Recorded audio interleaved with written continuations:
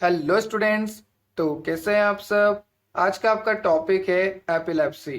B pharmacy, BSc nursing और BSc तीनों syllabus में एपिलेप्सी दे रखा है। और भी किसी सिलेबस में एपिलेप्सी हो तो आज हम डिटेल स्टडी करेंगे एपिलेप्सी को।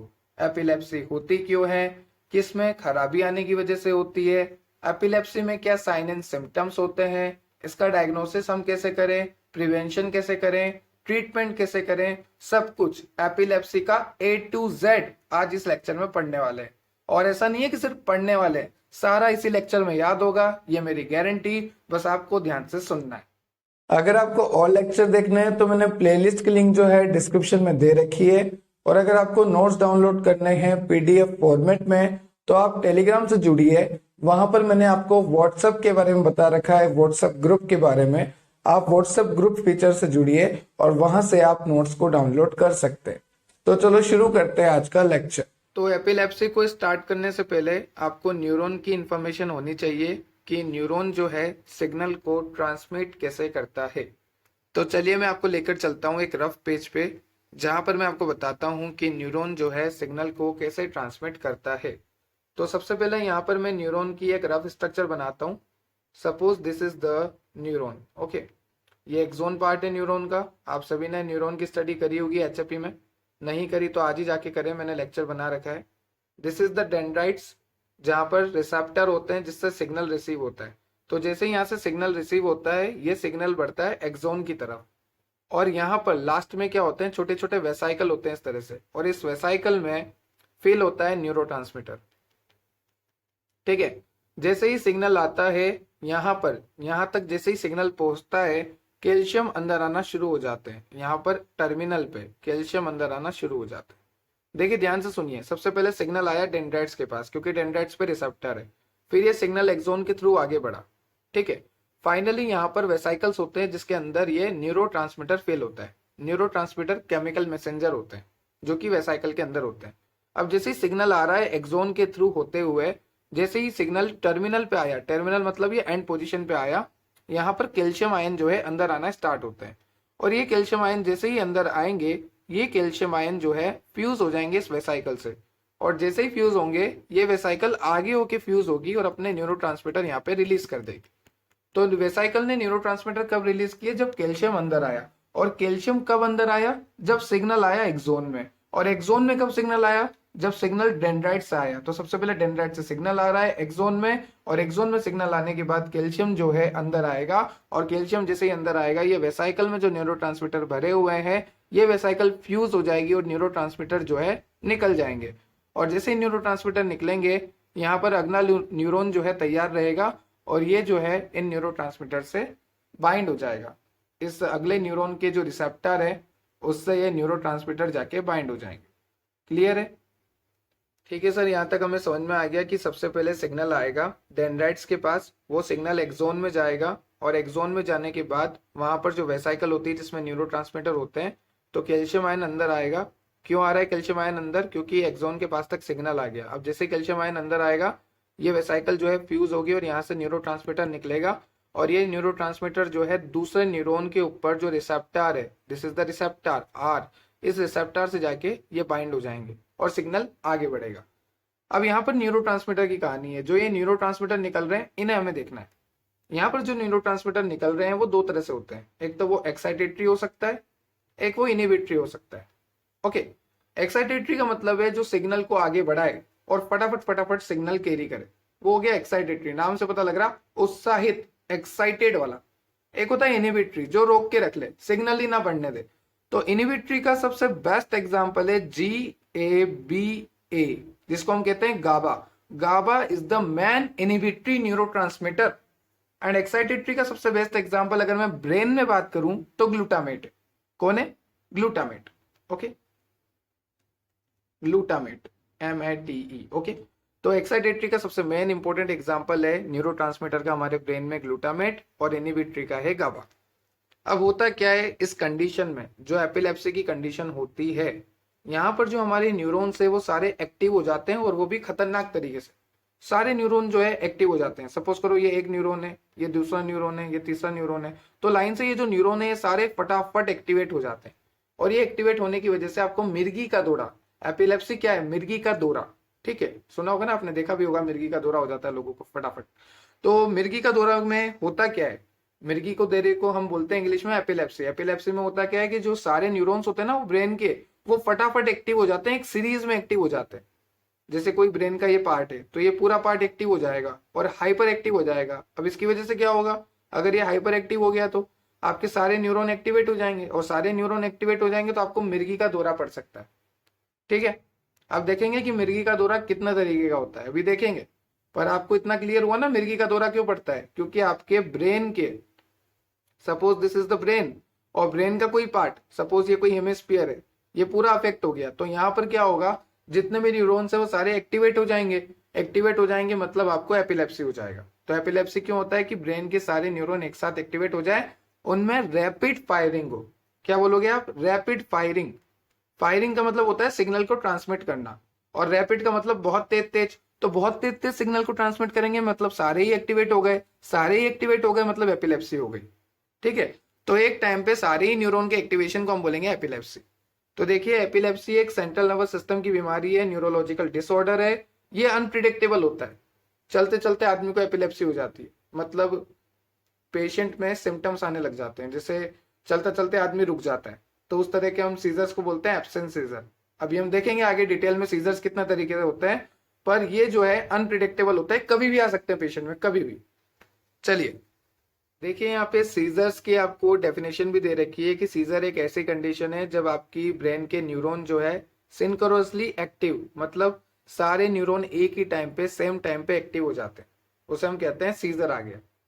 ओके, न्यूरॉन के एक्टिवेशन से मेरा क्या मतलब है, neuron are active means they are firing. Firing का मतलब है ट्रांसमिशन कर रहे हैं सिग्नल का, मैसेज को सेंड कर रहे हैं आगे। ठीक है, कौन से सिग्नल्स होते हैं इनमें, इलेक्ट्रिकल सिग्नल, एक न्यूरॉन से दूसरे न्यूरॉन तक। सारी बातें मैंने आपको बता दी। जब मैं न्यूरॉन को माइक्रोस्कोप के अंडर में देखूंगा तो मुझे पता लगेगा कि each electrical signal that passes through it is just really just ion flowing in and out via protein channel. अब ध्यान से सुनना इस स्टेटमेंट में क्या कहा गया है।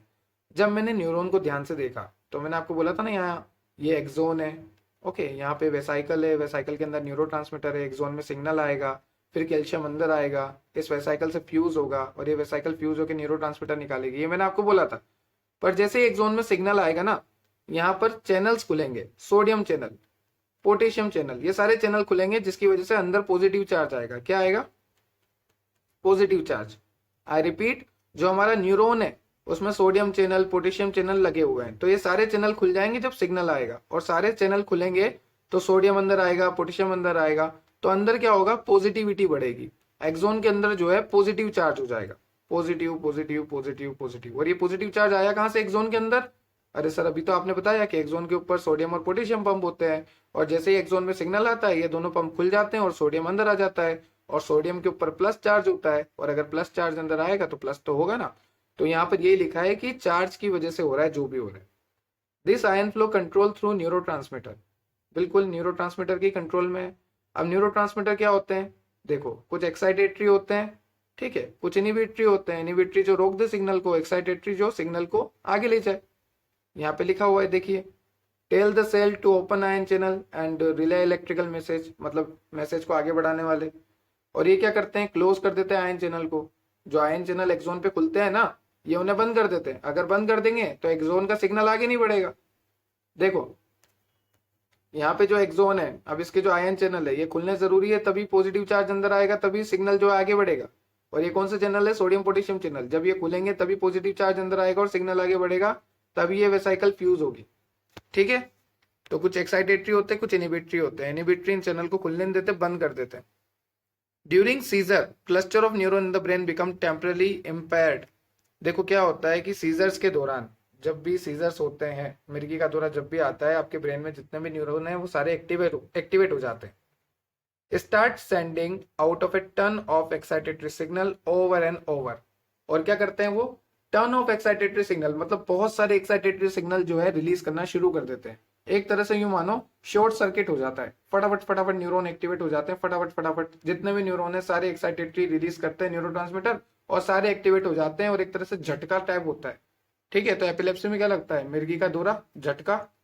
और इस कंडीशन को हम क्या कहते हैं, पैरोक्सिमल कहते हैं। ठीक है, यहाँ पे लिखा हुआ मैंने पैरोक्सिमल।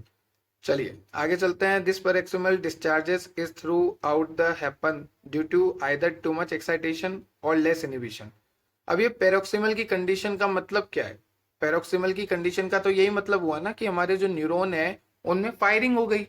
अब फायरिंग क्यों हो सकती है, चलिए बताइए। न्यूरॉन क्यों एक्टिव होंगे बहुत ज्यादा, ये सारे न्यूरॉन क्यों एक्टिव हो रहे हैं? सीधी सी बात है, यहाँ पर न्यूरोट्रांसमीटर जो है एक्साइटेटरी रिलीज हो रहा है बहुत ज्यादा। अगर बहुत ज्यादा एक्साइटेटरी न्यूरोट्रांसमीटर रिलीज होगा तो ये सारे न्यूरॉन जो है एक्टिवेट हो जाएंगे। या एक और स्टेटमेंट कह दूं मैं कि यहाँ पर क्या हो रहा है, इनहिबिटरी बहुत कम रिलीज हो रहा। बात तो वही है, इनहिबिटरी कम रिलीज हो रहा मतलब एक्साइटेटरी ज्यादा रिलीज हो रहा और सारे न्यूरॉन जो है एक्टिवेट है। तो ये पैरोक्सिमल की कंडीशन कब आ रही है? जब एक्साइटेटरी बढ़ चुका है, न्यूरॉन सारे एक्टिवेट हो गए और इनहिबिटरी बिल्कुल नहीं रिलीज हो रहा। अगर इनहिबिटरी रिलीज होता तो हमारे न्यूरॉन एक्टिवेट ही नहीं होते ज्यादा। क्लियर है? तो पैरोक्सिमल की कंडीशन जब भी आ सकती है, यहां पर लिखा है आइदर टू मच एक्साइटेशन और टू लेस इनहिबिशन। इनहिबिशन बिल्कुल नहीं और एक्साइटेशन बहुत ज्यादा, इसी कंडीशन में आपको मिर्गी का दौरा होता है। अब देखिए यहाँ पर मैंने आपको बताया था कि हमारे ब्रेन में एक्साइटेटरी न्यूरोट्रांसमीटर होता है ग्लूटामेट और इनहिबिटरी होता है गाबा। मैंने आपको बोला था कि जो एक्साइटेटरी न्यूरोट्रांसमीटर होता है वो तो होता है ग्लूटामेट और जो इनहिबिटरी न्यूरोट्रांसमीटर होता है वो होता है गाबा, GABA, गाबा। ओके, तो जो एक्साइटेटरी न्यूरोट्रांसमीटर है, सपोज यहाँ पर है ग्लूटामेट जो कि एक्साइटेटरी न्यूरोट्रांसमीटर है और ये न्यूरोट्रांसमीटर किससे जुड़ेगा? रिसेप्टर से ही जुड़ेगा। ठीक है, suppose this is the receptor और ये कौन सा रिसेप्टर होता है? ये होता है NMDA रिसेप्टर। तो जो हमारा ब्रेन में ग्लूटामेट है, glutamate is a excitatory neurotransmitter. तो जो हमारे ब्रेन में ग्लूटामेट एक्साइटेटरी न्यूरोट्रांसमीटर है वो रिसेप्टर से जुड़ता है और उस रिसेप्टर का नाम है NMDA रिसेप्टर। तो ध्यान रखना, हमारा जो एक्साइटेटरी न्यूरोट्रांसमीटर है ग्लूटामेट ब्रेन में वो जुड़ता है NMDA रिसेप्टर से और जैसे ही ये जुड़ेगा कैल्शियम जो है अंदर आएगा। जैसा कि मैंने आपको कहा था लास्ट में, यहाँ पर जो वेसाइकल थी, वेसाइकल के अंदर न्यूरोट्रांसमीटर थे, कैल्शियम अंदर आ रहा था और ये कैल्शियम अंदर आने के बाद क्या करता था, इस वेसाइकल को फ्यूज करता था और न्यूरोट्रांसमीटर रिलीज करवाता था। तो बस वही सब हो रहा है यहाँ पर और न्यूरोट्रांसमीटर रिलीज होते ही सिग्नल जो है सेंड हो रहे हैं। ठीक है, some patient with epilepsy tend to have fast और long lasting activation of this receptor. Epilepsy के कुछ पेशेंट्स में इन रिसेप्टर का लॉन्ग लास्टिंग एक्टिवेशन हो जाता है। जैसे ये रिसेप्टर है NMDA के, तो यहाँ पर फटाफट फटाफट आके कौन जुड़ेगा? एक्साइटेटरी, ताकि और एक्साइटेशन हो। तो ये रिसेप्टर जो है खराब हो जाते हैं जिसकी वजह से ये प्रोलॉन्ग ओपन रहते हैं, लंबे टाइम तक ओपन रह जाते हैं और अगर ये लंबे टाइम तक ओपन रहेंगे तो फिर इनसे ग्लूटामेट आके जुड़ेगा जो कि एक एक्साइटेटरी न्यूरोट्रांसमीटर है। तो ग्लूटामेट कौन से रिसेप्टर से जुड़ता है? NMDA receptor. और ग्लूटामेट एक एक्साइटेटरी है और जैसे ये NMDA से जुड़ेगा आगे कैल्शियम चैनल ओपन होगा, कैल्शियम जैसे ही अंदर आएगा वेसाइकल फ्यूज होगी, न्यूरोट्रांसमीटर रिलीज होगा, सिग्नल सेंड होगा और जिसकी वजह से और एक्साइटेशन होगी और एपिलेप्सी होगी और मिर्गी का दौरा होगा। तो जैसा कि मैंने आपको पहले ही बताया, जो मेन इनहिबिटरी न्यूरोट्रांसमीटर है हमारे ब्रेन में वो है गाबा। गाबा की फुल फॉर्म होती है gamma amino butyric acid. Okay, और गाबा के रिसेप्टर होते हैं गाबा रिसेप्टर, इसके नाम से ही रिसेप्टर है। गाबा न्यूरोट्रांसमीटर है, गाबा एक इनहिबिटरी न्यूरोट्रांसमीटर है और इसके रिसेप्टर होते हैं गाबा रिसेप्टर। क्लियर है? अब ये गाबा क्या करता है? ये क्लोराइड चैनल को खोलता है, Cl- वाले को, और अगर ये माइनस वाला है तो अंदर माइनस फैलाएगा एक्सोन के अंदर।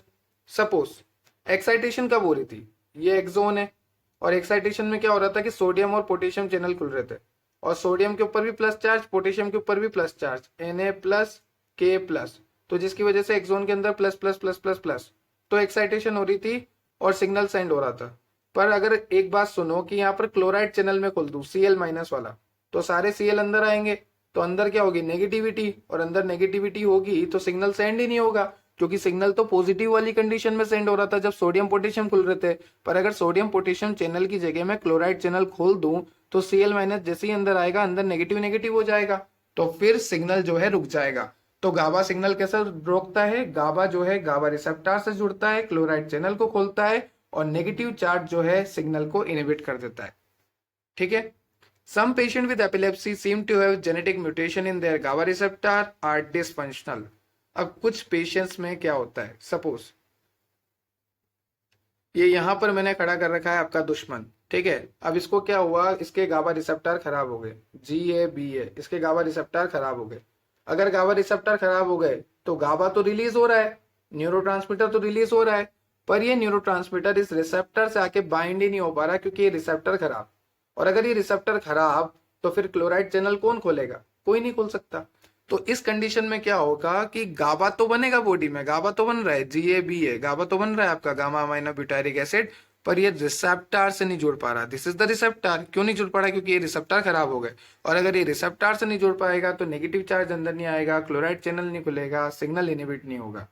तो एक कंडीशन ऐसी भी होती है जब रिसेप्टर में दिक्कत आ जाए, और अगर रिसेप्टर में दिक्कत आ गई तो भी आपको एपिलेप्सी हो सकती है। This receptor and ion channel might be affected by brain tumour. किसी जेनेटिक रीजन की वजह से भी अफेक्ट हो सकता है, कोई जेनेटिक एबनॉर्मलिटीज की वजह से आपका रिसेप्टर। पर रिसेप्टर जो है ब्रेन ट्यूमर, ब्रेन इंजरी और इन्फेक्शन की वजह से भी अफेक्ट हो सकता है। अगर इन वजह से भी आपका रिसेप्टर जो है खराब हो गया, और अगर गाबा रिसेप्टर खराब हो गया तो फिर गाबा आके बाइंड नहीं हो पाएगा, क्लोराइड चैनल खुलेंगे नहीं, सिग्नल इनिबिट नहीं होगा। और अगर सिग्नल इनिबिट नहीं हो रहा, इसका मतलब सिग्नल जो है एक्साइट होता रहेगा और आपको सीजर्स आते रहेंगे। तो देखो यहाँ पे लिखा भी हुआ है डिक्रीज इन इनिबिशन, इनिबिशन में रुकना, और इंक्रीज इन एक्टिवेशन, इन दोनों की वजह से ही आपको क्या हो रहा है, सीजर हो रहा है। आपका एक्टिवेशन बहुत ज्यादा बढ़ गया, या फिर आप ऐसे बोल सकते हो कि आपका इनिबिशन बिल्कुल रुक गया, मतलब आप रोक नहीं पा रहे और वो बढ़ता जा रहा है। तो इसी कंडीशन को हम बोलते हैं epilepsy. Group of neuron start firing simultaneously over and over, noticed by jerking, moving and losing consciousness। आपको क्या होगा, आपको जर्की मूवमेंट्स आएंगे, ठीक है। आप नहीं हिलाओगे हाथ तो भी हाथ हिलेंगे, हाथ दूजेंगे आपके, आप बेहोश हो सकते हो, आप अपनी कॉन्शियसनेस खो सकते हो। जब भी मिर्गी का दौरा पड़ता है आपने देखा होगा, पेशेंट ऐसे गिर जाता है और दूधने लग जाता है पूरा, तो उसको हम कहते हैं ट्रेमर्स आना, सीजर्स आना। जर्किंग मूवमेंट से, वो एबनॉर्मल मूवमेंट से, उसके कंट्रोल में नहीं रहते वो सारे मूवमेंट्स। उस टाइम पेशेंट जो है अपना कॉन्शियसनेस खो देता है, ठीक है। अब यहाँ पर आपको लिखा है only notice by person experiencing it like fear और strange smell. Okay, all depend upon which type of neuron is affected in brain. हमारे ब्रेन में कौन से टाइप के न्यूरॉन जो है अफेक्ट हुए हैं, उस पे डिपेंड करता है कि आपको कौन कौन से सिम्टम्स आएंगे। क्या आपकी कॉन्शियसनेस जाएगी नहीं जाएगी, ये सब उस पर डिपेंड करता है कि आपके ब्रेन में कौन सा पार्ट अफेक्ट हुआ है, कौन से न्यूरॉन जो है अफेक्ट हुए हैं, डैमेज हुए हैं। चलिए, इन एपिलेप्सी पेशेंट, यहाँ पर स्पेस दे लेना आप। एपिलेप्सी पेशेंट में हमें क्या देखने को मिलता है, when the affected area is limited to one hemisphere. अगर आपका जो अफेक्टेड एरिया है, तो देखिए यहाँ पर मैं एक रफ डायग्राम से आपको समझाता हूँ। Suppose this is your brain, और आपका जो ब्रेन का पार्ट है, सपोज कोई एक हेमिस्फीयर अफेक्ट हो गया, या फिर वन हाफ जो ब्रेन है आपका वो अफेक्ट हो गया। तो इस कंडीशन में क्या होगा, इस कंडीशन के सीजर्स को हम बोलेंगे पार्शियल सीजर, क्योंकि आपके ब्रेन का कुछ पार्ट अफेक्ट हुआ है, पूरा ब्रेन खराब नहीं हुआ है, कुछ पार्ट खराब हुआ है, इसलिए आपको हम बोल रहे हैं पार्शियल सीजर। पार्शियल मतलब थोड़ा, आधा, पार्शियल सीजर आया आपको, ठीक है। अब पार्शियल सीजर भी दो तरीके से होते हैं, ध्यान से सुनना। सबसे पहले तो ये समझो कि एपिलेप्सी पेशेंट में अगर आपका अफेक्टेड एरिया जो है लिमिटेड है, मतलब एक लिमिटेड एरिया ही खराब हुआ है ब्रेन का, तो उस तरह की कंडीशन को हम बोलेंगे पार्शियल सीजर, कि यहाँ आपका पार्शियल है, कोई एक पर्टिकुलर ब्रेन पार्ट अफेक्ट हुआ है, ठीक है। अब वो पार्शियल सीजर दो तरह से होता है, सिंपल पार्शियल, कंप्लीट पार्शियल। ध्यान से देखिए, जो सिंपल पार्शियल सीजर है उसमें आपको कॉन्शियसनेस रहती है, आप बेहोश नहीं हो जाते, आप होश में रहते हो। पर जो कंप्लीट पार्शियल सीजर है उसमें आप बेहोश हो जाते हो। तो देखिए, सिंपल पार्शियल सीजर में आपको लिखा भी हुआ है कि आपका कोई एक पर्टिकुलर पार्ट जो है ब्रेन का वो अफेक्ट होगा, और जिसकी वजह से आपको स्ट्रेंथ सेंसेशन, हियरिंग, टेस्टिंग, और यहाँ पर आपको जर्किंग मूवमेंट भी आएंगे। डिपेंड करता है कौन सा ब्रेन का पार्ट अफेक्ट हुआ है, ठीक है, क्योंकि ब्रेन जो है सारा कंट्रोल एंड कोऑर्डिनेशन रखता है। तो अगर कोई पार्ट अफेक्ट हुआ जिसकी वजह से आपको हियरिंग में प्रॉब्लम है, टेस्टिंग में प्रॉब्लम आ रही है, कोई ऐसा पार्ट अफेक्ट हुआ जिसकी वजह से आपको जर्किंग मूवमेंट हो रही है, मतलब एबनॉर्मल मसल मूवमेंट, आपके कंट्रोल में नहीं है वो मूवमेंट्स, अपने आप हो रही है, ठीक है। तो ये सिंपल पार्शियल है। और कंप्लीट पार्शियल का क्या मतलब है, इम्पेयर्ड कॉन्शियसनेस, यहाँ पर कॉन्शियसनेस जा चुकी है, कंप्लीट लॉस ऑफ कॉन्शियसनेस, ठीक है। मैं नोट भी रिमेंबर, आपको याद ही नहीं रहेगा कि भाई आप कौन, जैसे पैसे लेने के बाद दोस्त भूल जाता ना आप कौन, वैसे ही उसको हो चुका है कंप्लीट पार्शियल सीजर। तो आपके दोस्त को फोन लगाना कि भाई तेरे को कंप्लीट पार्शियल सीजर हो गया होगा, पर तू मेरे पैसे वापस दे दे। एबनॉर्मल बिहेवियर करेगा फिर वो आपसे कि भाई कौन से पैसे। तो ये आपका दोस्त ही है कंप्लीट पार्शियल सीजर वाला, जहाँ पे वो पैसे लेके भूल जाता है और फिर एबनॉर्मल बिहेवियर करता है। और ये टेम्पोरल लोब, टेम्पोरल मतलब कान वाला लोब, कान से सुनता है ना वो ये सब बातें, तो ये सब आपको याद हो जाएगा इस तरह से। और सिंपल पार्शियल में कुछ पॉइंट और भी है कि यहाँ पर आप देखो, neuron controlling muscle are affected. ऐसी न्यूरॉन जो मसल को कंट्रोल करती है वो अफेक्ट हो जाते हैं। ये वाले न्यूरॉन अगर अफेक्ट हो गए जो मसल को कंट्रोल करते हैं, तो फिर जर्किंग एक्टिविटी होगी। जर्किंग एक्टिविटी मतलब आपकी मसल जो अपने आप ही काम कर रही है, जिसको आप कहोगे जैक्सोनियन मार्च। जैक्सोनियन मार्च एक ऐसी कंडीशन होती है जहां पर, देखो यहाँ पे लिखा हुआ है मैंने, if jerking activity start in specific muscle. चलो एक मसल में जर्किंग एक्टिविटी देखने को मिली, मतलब ये मसल जो है अपने आप हिलने डुलने लग गई और धीरे धीरे ये बाकी मसल में भी फैल गई, आसपास की सारी मसल में फैल गई, तो उसे हम कहेंगे जैक्सोनियन मार्च। तो जैक्सोनियन मार्च क्या होता है कि जर्किंग एक्टिविटी एक मसल से, एक स्पेसिफिक मसल से बाकी मसल्स में भी फैल गई, तो उसे हम कहेंगे जैक्सोनियन मार्च। और ये हमें किस में देखने को मिलता है? सिंपल पार्शियल सीजर में। और ये सब कब हो रहा है? जब हमारे ब्रेन का कोई एक लिमिटेड पार्ट जो है अफेक्ट हो रहा हो। पर अगर हमारा ब्रेन जो है पूरा ही अफेक्ट हो जाए, उसके दोनों हेमिस्फीयर अफेक्ट हो जाए, एक होता है राइट हेमिस्फीयर, एक होता है लेफ्ट हेमिस्फीयर, पूरा ब्रेन आपका, अगर दोनों ही हेमिस्फीयर अफेक्ट हो जाए तो उसे हम कहेंगे जनरलाइज सीजर। ये बड़ी खतरनाक कंडीशन होती है जनरलाइज सीजर वाली, क्योंकि आपका पूरा ही ब्रेन इसमें अफेक्ट हो जाता है। ठीक है। Sometimes a seizure will start as a focal seizure and then quickly develop into a generalized seizure। कभी कभी क्या होता है, जो सीजर्स होते हैं वो शुरू में पार्शियल्स होते हैं, ठीक है, पार्शियल सीजर, फोकल सीजर, बाद में वो जनरलाइज हो जाते हैं थोड़े टाइम के बाद। क्योंकि शुरू में क्या होता है, कोई एक पर्टिकुलर पार्ट अफेक्ट होता है ब्रेन का, उसे हम कहते हैं पार्शियल। पर धीरे धीरे क्या होता है, ये पूरा ही ब्रेन अफेक्ट होने लग जाता है, उसे हम कहते हैं generalise seizure. Okay. In this situation आपको कौन कौन से जनरलाइज सीजर देखने को मिलते हैं? Tonic seizure, atonic seizure. देखो टॉनिक सीजर में होता क्या है कि आप पीछे की तरफ गिरते हो, क्योंकि आपकी मसल जो है स्टिफ हो जाती है और फ्लेक्स्ड हो जाती है, तो आप पीछे की तरफ गिरोगे। और एटोनिक में क्या होगा, आपकी मसल रिलैक्स हो जाएगी तो आप आगे की तरफ गिरोगे। तो एटोनिक में आप खड़े खड़े आगे की तरफ गिर जाओगे और टॉनिक में आप खड़े खड़े पीछे की तरफ गिर जाओगे, क्योंकि टॉनिक में क्या होगा, आपकी मसल जो है स्टिफ हो जाएगी, सख्त हो जाएगी, और अगर सख्त हो जाएगी तो आप पीछे गिरोगे, और अगर आपकी मसल जो है रिलैक्स हो जाए बिल्कुल तो आप आगे की तरफ गिरोगे। ठीक है। क्लोनिक कंडीशन होती है एक, कौन सी? क्लोनिक। पहले तो हमने देखा टॉनिक, एटोनिक। टॉनिक में आप पीछे गिरोगे क्योंकि आपकी मसल हार्ड हो गई, एटोनिक में आप आगे गिरोगे क्योंकि आपकी मसल जो है फ्लेक्सिबल हो गई, रिलैक्स हो गई। और क्लोनिक में क्या होता है? कन्वर्जन, मरोड़े आना, हिंदी में बोलते हैं, शुद्ध हिंदी में। चलिए नेक्स्ट देखिए, टॉनिक क्लोनिक सीजर। तो देखिए टॉनिक क्लोनिक सीजर में क्या होता है, टॉनिक क्लोनिक सीजर में patient experiences tonic phases where the muscle suddenly tense followed by the clonic phase where muscle suddenly contract and relax। क्या होता है यहाँ पर, मसल कभी तो टेंस हो जाती है एकदम हार्ड, और कभी एकदम रिलैक्स हो जाती है, तो पेशेंट बेचारा परेशान हो जाता है, कभी तो हार्ड कभी रिलैक्स, कभी हार्ड कभी रिलैक्स। तो ये होती है टॉनिक क्लोनिक सीजर। और एक आता है मायोक्लोनिक। मायोक्लोनिक में क्या होता है, जो शॉर्ट मसल है वो ट्विच हो जाती है। ठीक है, ट्विच का मतलब मुड़ जाती है, एक शॉर्ट टाइम पीरियड के लिए वो ट्विच हो जाती है। तो यहाँ पे हमने देखा tonic, atonic, clonic, tonic clonic. Tonic में आप पीछे गिरते हो, एटोनिक में आप आगे गिरते हो, क्लोनिक में जो है कन्वर्जन आते हैं, टॉनिक क्लोनिक में कभी टॉनिक होता है तो कभी एटोनिक, टॉनिक क्लोनिक में। ठीक है, क्योंकि आपकी कभी मसल स्ट्रेच हो जाती है, कभी रिलैक्स हो जाती है। चलिए नेक्स्ट देखा आपने मायोक्लोनिक, जहाँ पे मसल ट्विच हो जाती है, ट्विच। और लास्ट है एब्सेंट सीजर। अब एब्सेंट सीजर का एक गाना बताता हूं मैं, चलते चलते यूं ही रुक जाता हूं मैं, क्या यही प्यार है? नहीं, ये एब्सेंट सीजर है भैया।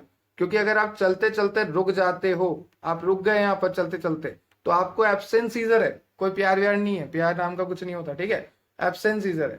चलते चलते अगर आप रुक गए तो आपको एब्सेंट सीजर है, प्यार व्यार में मत पड़ना भैया।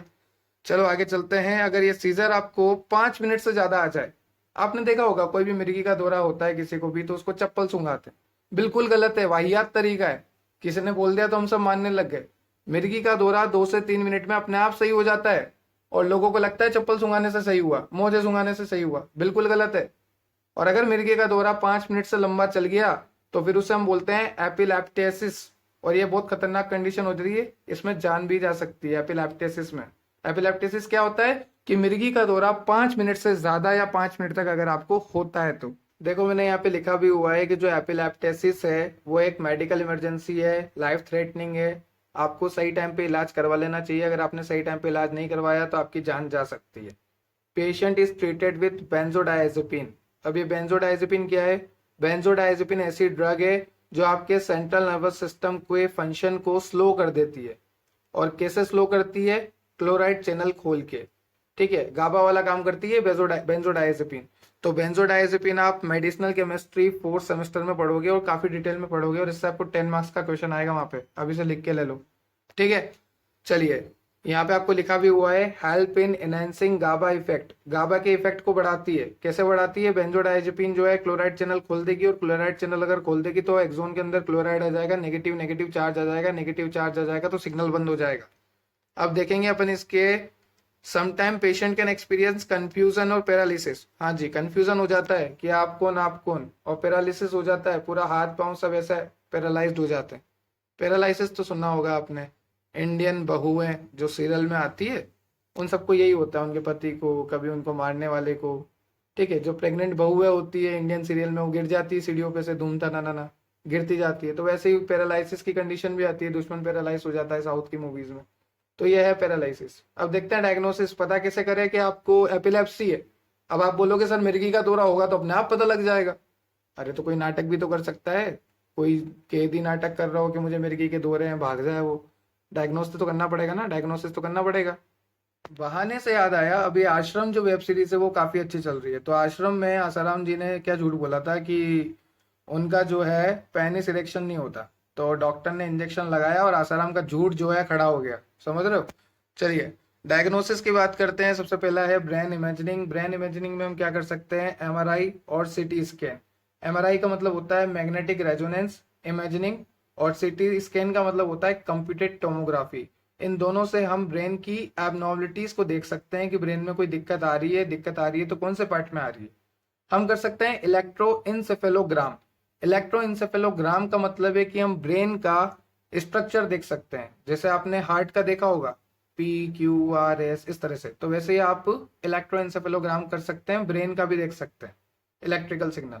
ओके, नेक्स्ट आपको यहाँ पे दे रखा है ट्रीटमेंट। ट्रीटमेंट में आपको डेली मेडिकेशन देनी पड़ेगी, जैसे बेंजोडाइजेपिन, वो ड्रग देनी ही पड़ेगी अगर आपको पेशेंट को रिलैक्स करना है तो। ठीक है, और ये सब हम देख के देते हैं, age, lifestyle, other health problems. ऐसा नहीं हो कि उसको कोई और प्रॉब्लम हो जाए उस ड्रग से, हमें सब देख के देना पड़ता है। एपिलेप्सी सर्जरी भी होती है, जिसमें अगर कोई पर्टिकुलर पार्ट जो है खराब है तो उसको हम हटा देते हैं। ठीक है, तो एपिलेप्सी सर्जरी भी होती है। एक नर्व स्टिमुलेशन भी तरीका है, जहां पर हम वेगस नर्व को स्टिमुलेट कर देते हैं, और ये वेगस नर्व जो है गाबा जैसा इफेक्ट देती है, क्लोराइड चैनल वगैरह को खोल देती है, इनहिबिटरी इफेक्ट देती है। और पेशेंट को क्या करना चाहिए? कीटोन बॉडी की डाइट खानी चाहिए, मतलब ऐसी डाइट खानी चाहिए जिसमें कीटोन हो, जिसको हम बोलते हैं कीटोजेनिक डाइट। तो पेशेंट को जो है, ये पेशेंट है, इस पेशेंट को कीटोजेनिक डाइट खानी चाहिए। क्यों? क्योंकि आपकी बॉडी में कीटोन बॉडी बनेगी, और अगर कीटोन बॉडी बनेगी तो आपका ब्रेन जो है, ब्रेन की सेल जो है वो कीटोन लेगा, ग्लूकोज नहीं लेगा, फिर वो क्या लेगा? कीटोन लेगा। तो ये हमारे लिए फायदेमंद बात है, फिर हमें एपिलेप्सी जो है कम देखने को मिलती है। तो मिर्गी के दौरे से बचने के लिए कीटोन रिच डाइट खाओ, कीटोजेनिक डाइट खाओ। चलिए, तो ये था आपका लेक्चर जिसमें हमने देखा ट्रीटमेंट, एपिलेप्सी को बिल्कुल खोल के रख दिया, डायग्नोसिस देखा, पेशेंट के एक्सपीरियंसेस देखे, बिल्कुल आपको अच्छे से मैंने जनरलाइज सीजर जहाँ पे पूरा अफेक्ट हो जाए, पार्शियल सीजर जहाँ पे कोई एक पर्टिकुलर पार्ट अफेक्ट हो, और हमने देखा न्यूरोट्रांसमीटर, गाबा, ग्लूटामेट, और ये आपका पूरा लेक्चर एपिलेप्सी का। आई होप आपको लेक्चर पसंद आया होगा। अगर आपको लेक्चर पसंद आया तो प्लीज कमेंट सेक्शन में कमेंट करके जाइए यार, ताकि मैं अगला लेक्चर और अच्छे से लेके आऊँ। सब्सक्राइब फॉर मोर और शेयर जरूर कर दीजिएगा। अगर आपको इन नोट्स की रिक्वायरमेंट है तो कैसे डाउनलोड करने हैं? व्हाट्सएप ग्रुप से जुड़ना है, और व्हाट्सएप ग्रुप से कैसे जुड़ना है आपको लिंक मिलेगी डिस्क्रिप्शन में, how to join super subscription, how to join WhatsApp group, उसे देखिए आपको आइडिया लग जाएगा। टेलीग्राम से जुड़ जाना, टेलीग्राम से जुड़ना बिल्कुल फ्री है, वहां पर आपको सारी अपडेट्स मिलेगी, पोल होगा और पुराने एग्जाम पेपर्स भी मिलते हैं, तो फायदे की बात है, जुड़ जाओ। Have a nice day, thank you.